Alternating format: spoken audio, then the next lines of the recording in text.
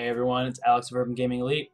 I was fortunate enough to have Erin Reynolds from Nevermind take time away from her busy schedule to talk to me about their new horror game, Nevermind, which is currently looking for funding through Kickstarter.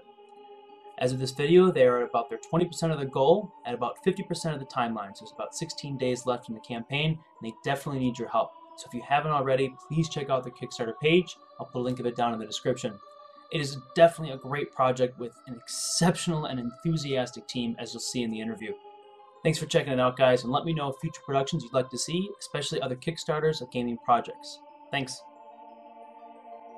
For people that are just going to be tuning into the video here with it, we are doing an interview with Nevermind's Erin Reynolds to talk a little bit about the project and some of the pieces combined with it.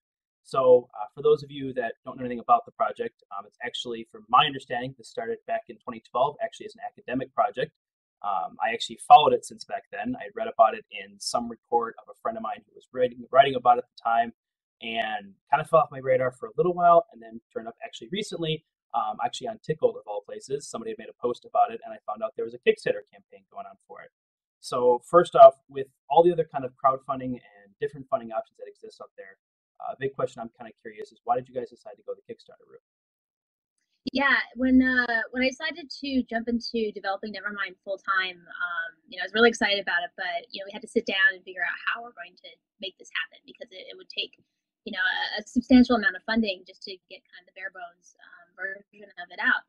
And so we looked at a lot of the options, including a lot of the traditional options for funding game development. And I kept coming back to Kickstarter because there's something really exciting about bringing the fans into the development process, reaching out to them and saying, hey, like, it's awesome that you guys are as excited about Nevermind as I am. Let's make this together.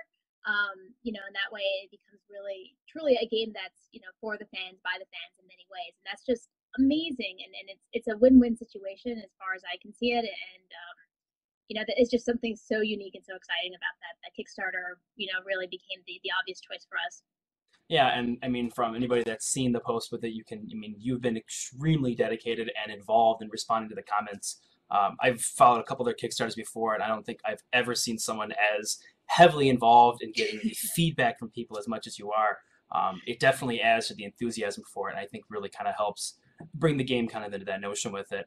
So in that same boat with Kickstarter kind of coming into the public eye really in the last year. I mean, they've been around for a while, but 2013 was a huge year for them in terms of a ton of projects all of a sudden getting some press from having gone from projects back in 2011 and becoming new ones. Probably the one of the most notable ones that I know of is the Oculus Rift, which was an awesome design that I seriously wish I had the money to afford. But so kind of giving all those other projects that are out there, and Broken Age, which for if nobody out there has ever played, you need to play the game. It is an awesome game that came out of it. How does it feel to kind of be standing on the shoulders of these other giant projects that have started on Kickstarter and made great names in terms of gaming, and then now you guys are trying to follow in that footsteps? It's a little intimidating. You look at some of the paths of those projects, and you're like, wow, that's the dream. And I think really, like, it's what's really cool about this project. I mean, the success is great. It really speaks to just the extent that Kickstarter can take an idea, which is amazing, but also the types of projects too, because both Oculus Rift and Broken Age are so they're a little bit outside the norm of what you would traditionally see funded in the AAA space or the traditional game development space. And I think they're great ideas, but they're a little bit of they're maybe riskier than what a lot of people would want to, investors and publishers would want to place their money on. And so to see projects like those really flourish in the Kickstarter space is super exciting, because I think that's really one of the biggest values that Kickstarter offers to the game development community, is letting projects like that really grow and take on a life of their own. And so, I think Nevermind also is kind of fits in that category of being this game that's a little bit more different than what you normally see in the game development space. And so I think it kind of fits into that area of a game idea that I think a lot of people are excited about and want to see happen, but maybe the traditional route isn't the right choice for it. Yeah, definitely. I mean, I agree with you in a lot of what you say about the fact that it allows people to kind of put a more risky project out there for it.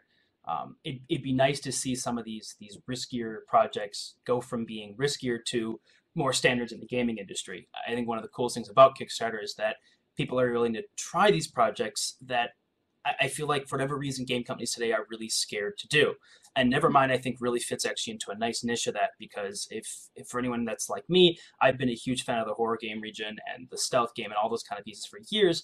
And 2013 will officially go down as the most disappointing year that we've ever had in it. And I hate to call out Amnesia, a machine for pigs, for it, but that being a great example of a game that was massively hyped up, that had a lot of great kind of following to it, and they just they didn't do what they kind of came to deliver on. And so I think Kickstarter gives people, I mean, you guys are held a bit more accountable on standing behind what you do with it, because people have put this money into it and they're going to follow the project. I mean, you know that people aren't going to dump the money in and be like, okay, we'll see you in a year and a half. I mean, that's not usually what happens with it. So what do you guys think what makes Nevermind stand out from, I guess, any of the other, 200,000 plus projects that are currently running on Kickstarter trying to get funding? Yeah, that's a really good question, and there's a lot of awesome projects going on Kickstarter, very different projects too. And so, it's hard to stand out when there's so much amazingness happening all around you. And so it's actually kind of cool to be part of that community.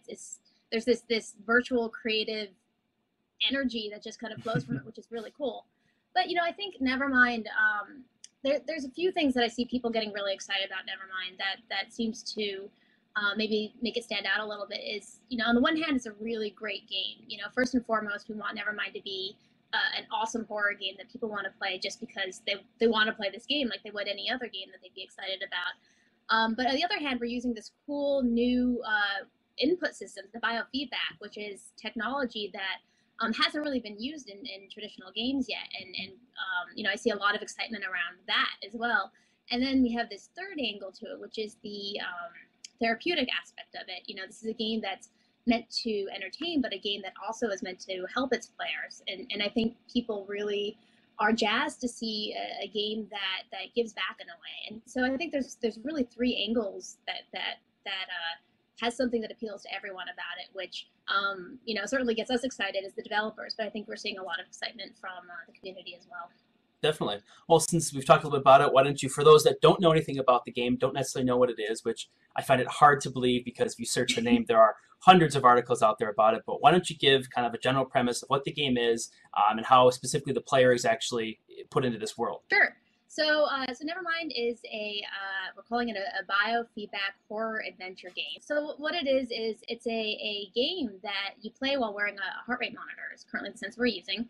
And the more scared and stressed you get, the harder the game becomes. So it reacts to your fear levels as you're subjecting yourself to all sorts of horrific and terrifying, creepy crawlies all around you. And so, for example, you'll be, approaching one part of the game and you start to get a little anxious and get a little tense, and the environment will dynamically respond to those feelings. And you have to learn how to recognize those feelings and be mindful of them so that you can then counter them. You relax, on the fly. It's like, okay, I'm getting a little nervous, I'm getting a little stressed. Deep breaths, calm down, and the game will start to get easier as it detects that you're calming down. So, on the one hand, it's a really fun game, and you want to progress through it to see the narrative and just kind of explore it. But on the other hand, it challenges you to put yourself in these awful situations and kind of manage your stress on the fly. And so again, like it's supposed to be a fun game, but it also gives back because those same skills that you learn to beat the game are ones you can use in the real world as well. So Nevermind, you might be going in a really like intense maze and it's awful and terrifying and off, like just off the wall crazy. In the real world, it might be sitting in 5 o'clock traffic, and the skills that you use to relax in Nevermind are the exact same ones that you would use in everyday scenarios as well. Well, then, I mean, given kind of that premise, I mean, a huge part of the game that I think is really a viable component is this revolutionary piece. You talk about that biofeedback, and I mean, there's no way to describe from my perspective how awesome that actually kind of sounds to be able to. I mean, the great thing about horror games is you can play the kind of brave card. You can step up and, okay, well, I'll venture forward and push through it. But there's I mean, taking the original Amnesia into account, it's not like you're not scared. You just kind of go, okay, it's not real, whatever, and you push yourself through. Or if you're like me, you get really nervous, turn on the lights, and pretend it's a game. And so there's that kind of aspect to it. Having that ability where you can't fake the game anymore, I think there really is nothing that matches that. That's Oh, that really kind of sells it with it. So where did the initial motivation for this game come from then? I mean, to have kind of this idea to want to put the biofeedback in there and to take to take a side kind of devil's advocate negative view, how you go into a project like this to think, what should we do? Let's really, really scare people, but let's do it in such a fashion that if they're actually scared, they're screwed. Like I mean, to kind of have that piece of it. I mean, where did the motivation come from this into developing this kind of game? And specifically, did it start as a video game project, or did this start as something completely different to begin with? No, it started as a video game project from the very beginning. It actually, Nevermind started as my master's thesis. And so you go into your thesis year pretty much with the ability to make any game you want for a year, which is an amazing opportunity. And so I was like, well, if I'm going to do this, I want to do something that's really crazy that I would never get a chance to make out in the real world. So I decided to make my dream project, which it combined three things. First, I wanted to make it a game that gave back to players. I'm really, really passionate about positive games and the potential that games have to empower or enrich or educate or just make people better people for having played it. I think there's a lot of untapped potential there, and so I wanted to explore that further. Secondly, I wanted to play around with biofeedback. It was a technology that I experimented a little bit with on a project a couple years before starting Nevermind, and at that time, the tech wasn't quite there yet. It wasn't really quite ready to be easily integrated into a game. But since then, I saw that the technology had evolved enough that I was pretty confident that we'd find a way to make it work. And ever since that one project, the whole time I couldn't stop thinking about like, oh man, all of the cool things we can do with a game that knows how you're feeling on the inside. That's cool. So I definitely want to try that again. And then lastly, I really wanted to make a horror game because I love the horror aesthetic and I love horror games. And I'd worked in the game industry for a few years prior to graduate school, and I hadn't had a chance to make any horror games in my career yet. And so I wanted to seize this as the opportunity to finally get to do that. So those were sort of the three kind of strangely distant goals that went into Nevermind, but they kind of all came together really well. I was talking to advisors and friends and family, and sort of this narrative of the going inside the subconscious mind of severe psychological trauma patients came up, and that kind of led to creating the scenario where you have to brave terrible things but stay calm, with the biofeedback technology holding you accountable to doing that. So it's sort of just kind of all these pieces came together beautifully to create what Nevermind became. Yeah, I mean, in the game, from my understanding of it, you play as I believe it's called a neuroprober, where you're kind of your directional intent, I guess, in the game is to help the people that are going through these psychological issues. Correct? Exactly. When I was working in Nevermind, I worked with a lot of experts and advisors who have a background in psychology and psychiatry, and so they were the ones who kind of taught me about how a lot of psychological trauma patients or PTSD patients in the real world, the way they deal with the trauma is that they just forget about it. They consciously they just can't process what happened to them, but subconsciously it's still a problem because their brain still knows something awful happened. And so even though they can't recall what it was, it's still being very disruptive in their career or their relationships or their everyday life. And so in therapy, one of the ways you can treat that is to really help the individual come to terms with what happened, kind of get them to a point where they can take ownership and remember what happened to them and go from there. So in Nevermind, what you do as the neuroprober is you go inside that subconscious mind where the fragments of the memory still exist, and you have to figure out what that event was, and you have to find the fragments of those memories and eventually piece them together. And if you're able to survive the subconscious mind of the trauma victim, then eventually you can reconstruct that memory, and once you do that, then you kind of unearth it, and then the patient can finally remember it and come to terms with it through additional therapy. Oh, very nice. Well, then, so you've talked a little bit about the therapeutic effect. What sort of, since you've kind of said you've had the expert advice with it, what sort of, I guess, issues necessarily is this going to possibly be geared towards helping? I know you guys talk about basically stress and anxiety disorders. I know PTSD was mentioned as a specific one. Have there been other focuses that you guys are looking at that this could really kind of come into play with? Yeah, well, first and foremost, the current version of Nevermind really just focuses on, I guess helping everyday people, whatever that means, just kind of players in general, to be more mindful of their stress and anxiety reactions. Kind of identifying with that, oh, that little tightness in the pit of my stomach, that's an actual physiological reaction. I can see that play out on the screen. That means something. That's my body reacting to something. And how do I calm that down? Think of a calm forest, or breathe deeply. Then my body responds to that in a positive way. That's awesome. And then being able to apply those in the everyday scenarios that we all deal with. So really, like, that's just, because I think all of us can probably manage our stress and anxiety levels a little bit better. Oh, yeah. Something that I just feel universally is could be beneficial for, mostly everyone.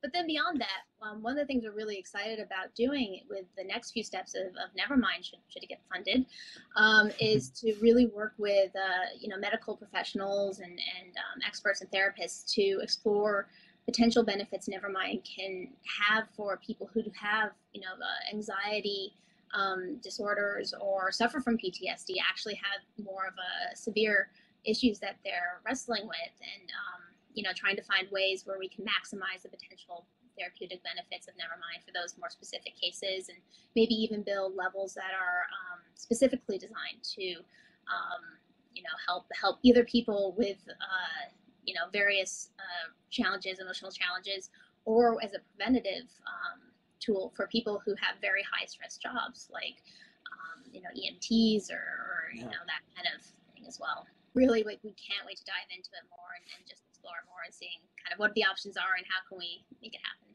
Yeah, and I mean, video games being utilized in the medical field is not a new facet by any means. I mean, even going back in the older days of surgeons training with even first-person shooters to get that hand-eye coordination. I remember reading articles about that and laughing at the concept, and then stepping back and thinking about it and going, that's not really that far-fetched of an idea. To be able to have a direct application in something like this, I think is crazy. I know when I was making notes on it, I was thinking, even something as small as preparing for a big job interview or whatnot. I mean, these kind of features, we all go through that, and even the bravest of people, when you walk in that door for an interview, you're still nervous no matter what. And being able to have that training, I know you guys have that phobias list that was put together by one of your actual contributors on the Kickstarter. I've added a couple items up there myself too, and reading through them. Oh, don't read through that before going to bed, because it's just like there are some on there that I just want to go, yeah, that's okay. I'm going to keep moving. The Burning Alive one was probably the one that caught me the most. I was like, I don't think I ever had a phobia of that. Now, it's definitely in there in the back of my head. It's great too, because, one thing that really surprised us when we were building Nevermind and playtesting it is just how personal fear is to everyone. Some people respond very strongly to some situations, and other people won't have any reaction to it, but will respond really strongly to other ones.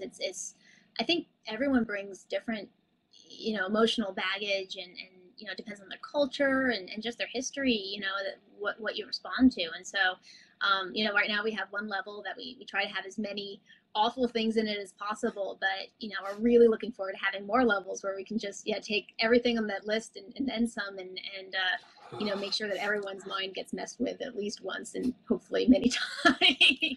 That's a great sadistic goal to have in developing a video game. How do you measure your success? To make sure that at least somebody at one point emails and says, why did you make this? That is, oh man, that definitely can create a good piece of it. I mean, the difficulty of trying to incorporate all of those different phobias has got to be immense. I mean, how do you go about, knowing that people, exactly you said, have a very personal reaction to fear, and with it, how do you go about designing something that is, going to basically hit a large group of it, but also you don't want to make something that's too far over the top, because especially with the game being based on, your actual biofeedback, what you don't want to do is have something that has too many things collectively together where a person literally can't proceed. Yeah, it's an interesting design challenge. I think as far as incorporating lots of different phobias, one of the great things about the setting of Nevermind is it's in a very surreal, abstract place. It's like a really dark and twisted Alice in Wonderland, in many ways. And so we're able to abstract out a lot of those and combine them in really unique ways that you just couldn't really easily do in other types of media. So that definitely helps. But we made Nevermind to help people. We don't want it to be something that either harms them or makes them feel ultimately so uncomfortable that it really bothers them for days afterwards. We want it to be ultimately a positive experience. Some things that we do to kind of help it from becoming too intense is if you get too stressed in an area for too long, they'll actually be taken out of that area and put in a more calm, more peaceful part of the level so that you have a Oh, chance to okay. calm down and catch your breath, and you can return to it whenever you're ready. But we take you out of it if it's too intense. For example, in the kitchen with the milk flooding when you're drowning, the longer you stay scared, the more milk will flood, and eventually, starts out you can't walk very quickly, and then eventually it'll cover your sight line and gets worse and worse. But when you drown, that's essentially you die in the game. And all that means is it just takes you out of the kitchen area and puts you somewhere that's a little bit more gentle, so that you can relax a little bit. And then, it might take some people a few tries to do it, but the hope is that they'll go back, and just like any video game, when you get to a part where you're stuck, it's like, okay, this time I'm going to try this. And in the case of Nevermind, it's like, okay, this time I'm going to try thinking about grandma's freshly baked cookies, whatever it takes. And then they're like, oh man, cookies really calm me down. That's fantastic. Now you have one more tool for, when you're in traffic or a job interview, it's just like, all right, just cookies, and then calm down.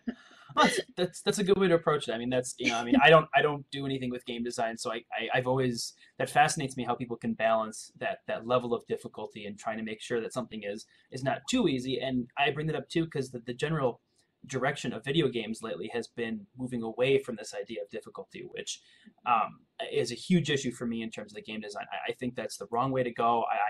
I'm very much a fan of the classics in the realm of, I like the games where, I remember back in the old days playing on the old, SNES, stuff like that, and having the games where, I had to stop, walk away, and I'd come back to it 6 months later, and then sit down and play it and be like, why did I ever have trouble with this? But that was how the game was built. It was built to make things hard because then you had some great feeling of accomplishment with it, which, from the therapeutic perspective, I think that's perfect. I think what you said is a great way to go about that, because then you do have to come back and try to overcome it, and then you have a personal decision to try to come in and overcome it, which that would, you think about it and you go, that really would give the entire benefit of it, and then you find a way to overcome it. That's good. I think that's a great way to kind of go about it. Speaking of the feedback piece of it, then how, I guess, difficult is it actually to pull the information from all the different feedbacks? So I know you guys are looking at, of course, the biofeedback with the heartbeat sensor. From what I've read too, you guys are also looking at secondary feedback items such as camera movement or eye placement, et cetera, where the person actually seems to focus. I know if you guys are able to incorporate any sort of video camera elements, I think being able to have eye tracking would be great, because something comes up creepy and you don't want to do it. I know one of the mentions in the Kickstarter program as well was using the peripheral vision stuff, which I loved and hated at the exact same time, because that would freak me out. But how difficult is it to actually pull it all together, especially with like the heartbeats? Are you guys utilizing thresholds for pulses? So if your pulse stays at 150 for too long with it, we recognize that as super scared, and if it exceeds 200, we stop because we don't want to kill people, or Yeah, well, actually, so we mostly use heart rate variability, which is not exactly, we get the heart rate from the sensor itself, but then the game calculates heart rate variability, which is really an amazing metric to use, because it's basically, the way it works is it looks at the cadence of your heart rate, the space in between the beats. So if you think of like an EKG with the spikes, yeah, the space between the spikes. Because the human body is really weird and amazing in that, like, if you remember like ninth grade biology, you have the sympathetic nervous system and the parasympathetic nervous system, and the sympathetic one is your amped up one, and the parasympathetic one is your mellowed out one. And it seems totally bizarre, but the body is constantly switching between the two. And so when you're feeling calm but alert, that's because your two systems are going back and forth, and that's reflected in your heart rate. So your heart rate looks like fast, fast, fast, slow, slow, slow, fast, fast, fast, slow, slow, slow, because when the sympathetic's in gear, then your heart rate's slightly faster. And when your parasympathetic system's in gear, then it's slightly slower. So it's really strange that you want to have this inconsistent heart rate, but you do.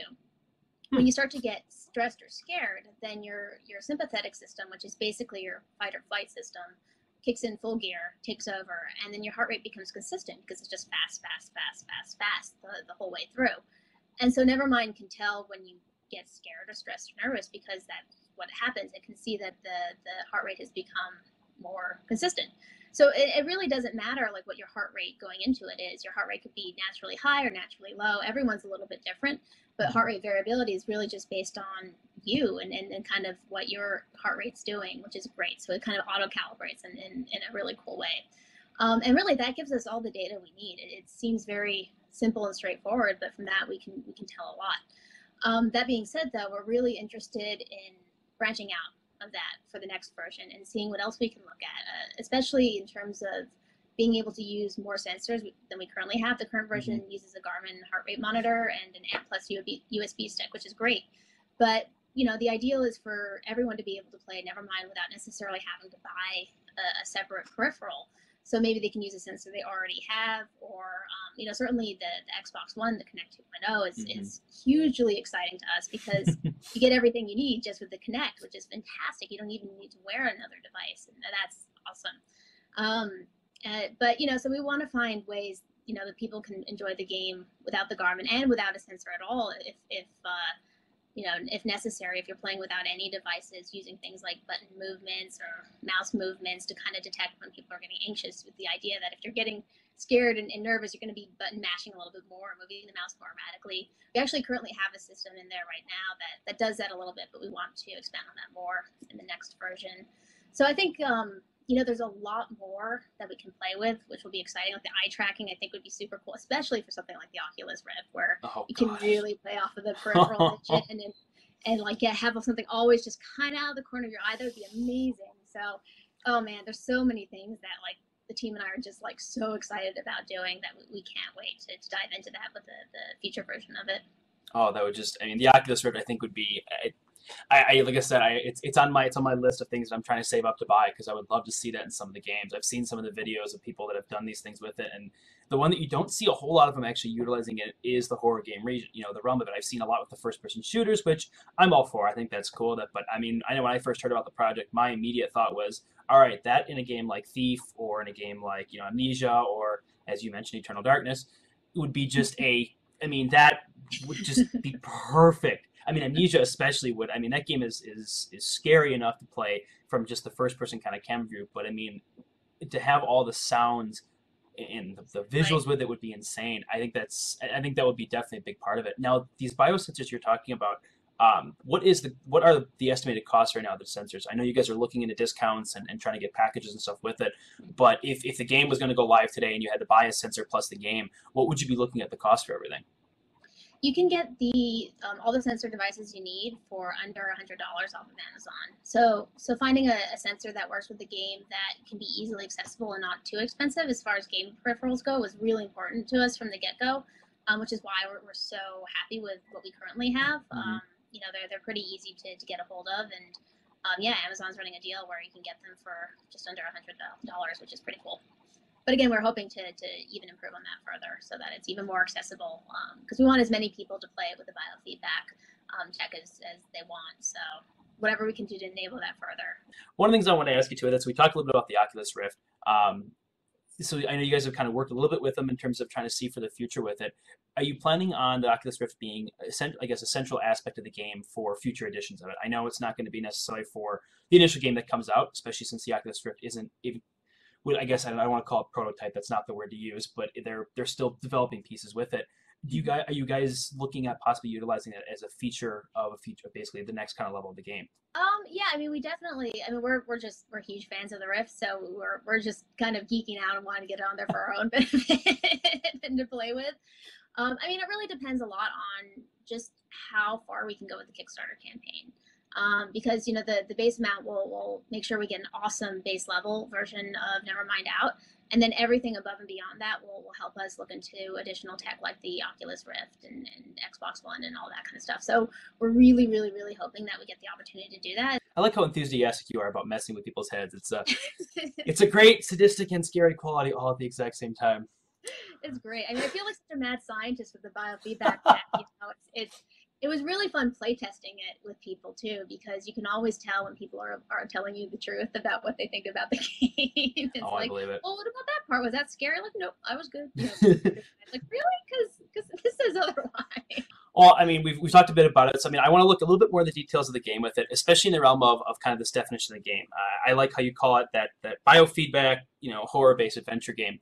And a lot of the different kind of articles I've read with it, a lot of people have branded it as a horror game, which puts it, of course, in the family of a lot of the classics. I mentioned Amnesia: Dark Descent, which I keep coming back to just because if I had to think of a pinnacle horror game that really hit the mark, that was them. What I find very fascinating about that, and then looking forward to this game, is that in the last, let's say, 5 years, the top horror games, the games that have really made a difference with it, have not been big street productions. They've not been things you've seen from EA or Activision or Ubisoft or any of these big name companies. What about this genre makes it, for some reason, easier or better to do from a smaller perspective instead of having a big, hugely funded group? Why? I mean, I guess why do you think having a smaller group is going to work better for this? I think in general, smaller groups are generally better because you can take bigger risks, and implementing ideas. You have you're working inherently with a smaller budget in 99% of the cases, which means that you have, I guess, a little less to lose than some of the bigger AAA games have. They have to focus on making the most exciting games that they're confident will sell well, and horror action games, can be very exciting, and kind of focusing on what the market generally asks for. But for smaller teams, we have the luxury of being able to step back and being like, how can we make a great game that, of course, people will love, but can also sort of take them a little bit closer to the brink of their discomfort levels than maybe other larger budget games can do. And so, especially with horror, I think that risk is really, really important, because part of horror is surprising people and giving them unexpected scenarios that they just don't know how to deal with. And so with that, you have to take some risk. You have to do things that haven't been done, and things that are unusual and weird and hard to get explained on paper. And so I think with smaller teams, it's just a lot easier to facilitate those risks and make them happen, and make them happen right. Yeah, I think with indie games in general, just outside of the horror genre as well, we're seeing people doing a lot of really interesting things that we didn't see in mainstream gaming 5-10 years ago. So it's actually a super exciting time to be making games of all kinds, I think, and then with things like Kickstarter to fuel them, to boot. It's pretty awesome. Looking at the indie game realm today, one of the greatest things I'm liking about it is that we're seeing way more success in the indie games than I think anybody really thought. And if you don't believe me, watch the E3 conference with Microsoft when they talk about the Xbox One and how they're putting in all the support for a lot of these indie games, which I think if you would have asked them 3 years ago, they'd have been like, indie? No, I don't think that's going to be a big deal. We're going to stick with our, big developers. And it's also one of the reasons why Nintendo is having a little bit of issues lately, because they don't tend to get along with a lot of third-party developers lately.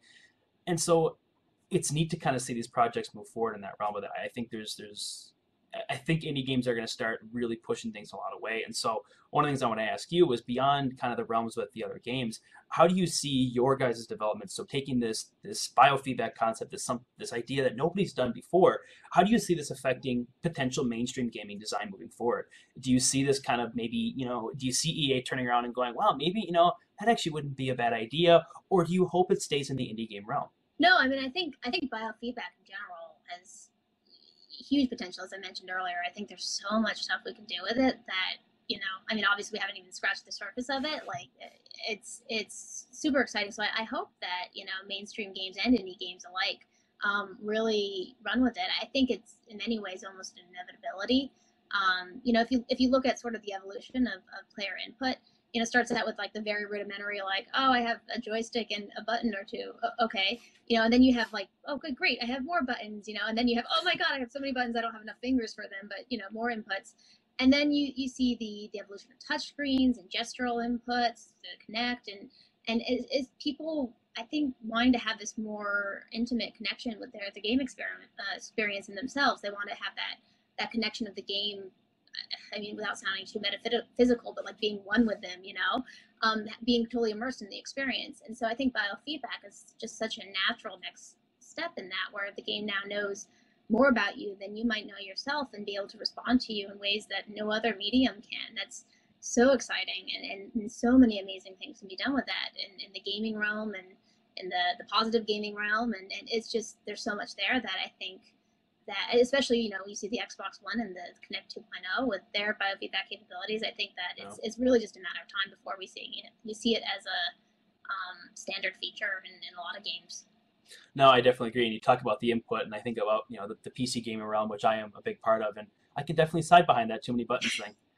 Never a huge player of the World of Warcraft series, but I've definitely played the games that You definitely, people look at you and go, "How can you play that on a PC?" And I always want to go, "How can you play that on a console?" I don't understand. There's not enough buttons. Um, And so, it's like I've learned how to play piano. Even that was less complicated oh than Lord, some of the games out there. it always just surprises me with all that. But no, I think it'll be neat to see. I think part of the reasons why I'm a big supporter of this project and why I like where this is going with it is I'd be very surprised if looking forward 3 to 5 years that this doesn't get looked back as a kind of a pioneer moment with it. I mean, we are seeing immersion in these games. I mean, look at the last big releases that have come out, the new Tomb Raider being a great example, where the whole point was to make a character that people could relate to, could feel protective of, instead of this going back to the 90s era where all people really cared about was, did the game mechanics work.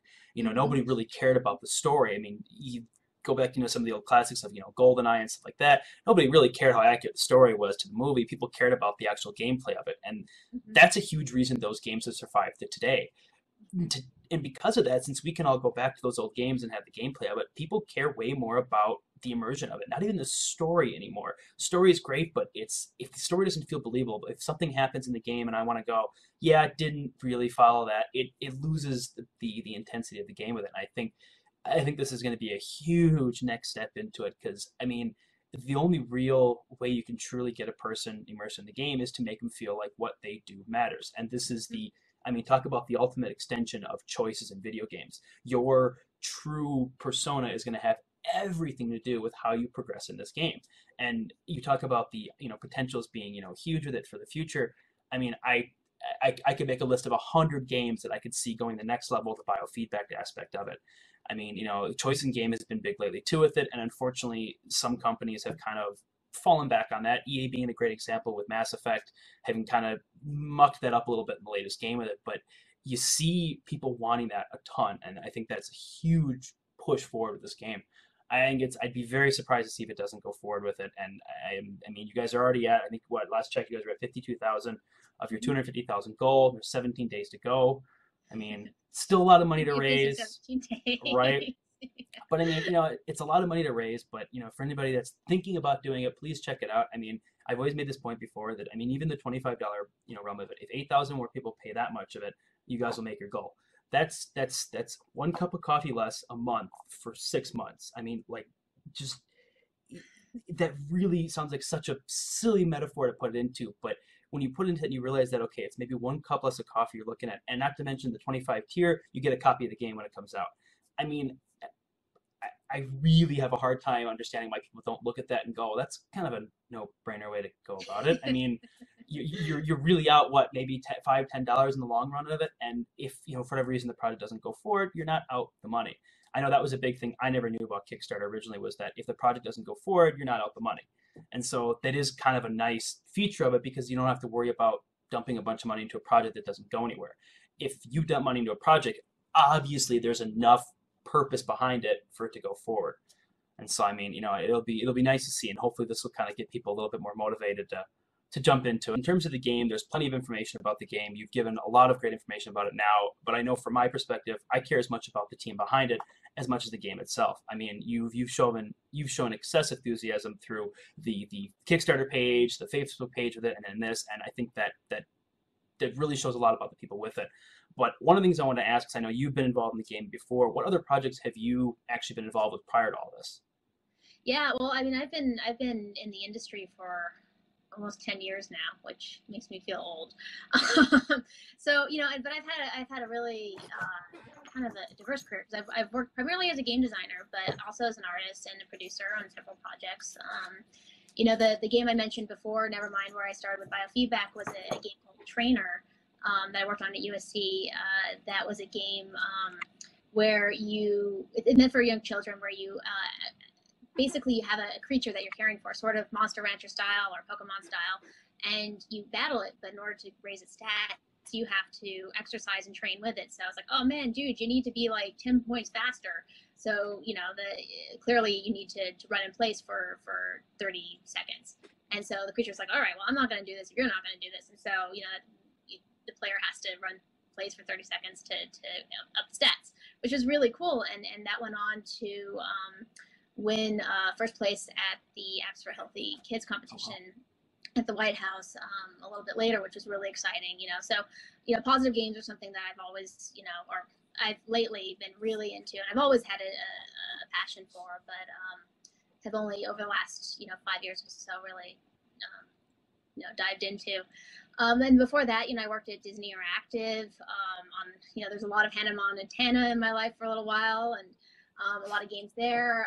And in fact, actually, when I graduated from the master's program at USC after Nevermind, I had taken a job several months earlier, committed to working at Zynga for a year. And so I went there and I worked on Zynga Poker for a bit, and that was a really good experience as well. So, kind of a little bit of everything, but it's great because, you just learn so much. And I think every experience I've had has really kind of gone into making Nevermind the game it is. And the people I've met along the way who have been so supportive and taught me a ton. Well, I think that, that covers most of the questions I have. I'm kind of scanning through them again here with it. Is there anything else, I guess, you want to say about the project before we kind of wrap it up? Pretty much just, thank you for all the kind words earlier about it. That's awesome. It means a lot to me. And I just want to echo that it's a project that I'm very excited about, and I'm even more excited to see other people excited about it. And, I really do hope that we have a chance to kind of realize its full vision and full potential, because even though the first version that we currently have has been very successful, it's been featured in Indiecade and Games for Change and a number of festivals, and people seem to like it. It's really only the beginning, and there's so much more that can be done there, and I really hope that the team and I get a chance to share that with everyone. So just to urge everyone to go ahead and support it if they think it's cool, and share it with their friends and family and colleagues and anyone they think it can help, because again, it's an awesome game, but it's also something that will make you better, faster, braver, stronger. So no, definitely. I've talked to a lot of friends who've checked out the game, checked out the page since then with it, and I don't have anyone I know of that I've mentioned it to that's looked at it and said, no, I really don't see kind of the premise there with it. So I'm really a believer in the fact that I think it's just publicity with it. I think it's just people need to learn about it, need to get more out with it, which is, why I'm happy to do this with it, and the articles that are coming out with it. It's seriously, it's a decent project, and as I mentioned on the blog with it too, that I'm not going to promote anything I'm not willing to support myself. I'm not, like I said, I bought into it, and I'm not going to sit here and be like, oh yeah, go support this project while I'm sitting here not doing it. It's a great project with it. And like I said, the $25 is not a lot of money to give up for anyone that's watching this and thinking, you're not, you look at those higher tiers. I know that's always turned me off a little bit too, with it, because you kind of think, well, I really should kind of give that, realizing that even just throwing in the dollar, helps. The whole point behind Kickstarter is this crowdfunding concept, that it's much easier to get, 250,000 people to throw up $1 than it is to get 10 people to throw up 25,000. It sounds stupid with it, but $25 is not a lot of money. And when you look into the concept of what you pay currently for a video game on the market, PC versions, you're looking at $50, and I'm sure I'm not alone when I look at the money I've spent on some of the worst ports I've ever seen in PC gaming lately with it, and yet we'll pay that money and we'll deal with it, and we'll sit here and grip and gripe and be angry at the fact that these companies don't make better games, yet here's an opportunity to have a huge voice for it. This is how you tell the companies what you want to see. You support projects like this, you push them forward with it, and if that's kind of the way it's got to go. So I really encourage people, if you haven't checked it out, check it out. It is a extremely worthwhile project, and like I said with it, you guys have been heavily involved in the Kickstarter page alone, and I think the feedback you guys are getting from people is helping out a ton too. So. Awesome. Thank you. Yeah. So with that, we'll kind of wrap it up with everything. So there you guys have it. I want to give yet another thank you to Erin Reynolds for taking the time to talk to me about the project. It is a great game. I truly believe is going to be the first step on the right path towards new age gaming and development. Please check out the Kickstarter campaign if you haven't already, and give what you can to make this project happen. There is just a ton of potential with this concept, both in terms of game development and even the simple therapeutic elements that Erin talked about, and giving assistance to many who could definitely use it. Remember, even at $25, you're making a huge contribution, and you'll still get a copy of the game at that point. And so in the end, you're only really out about $5 to $10 in the long run. That's 2 cups of coffee at Starbucks, guys, something you can easily do without, and they would be eternally grateful for the money with it. As you can hear, they have tons of ideas for moving forward, Tier 2 implementations, kind of working towards future games, and I really think they've got a great thing here. Thanks again for checking out the interview, guys. Questions and comments are easily appreciated below. We are going to be posting more content moving forward, both in terms of blog items and other interviews, hopefully. So to stay aware of what's happening, please check out the blog. You can follow us on Twitter, twitch.tv, and of course by subscribing to this channel. All those items will be down in the description below. Thanks again for watching, guys.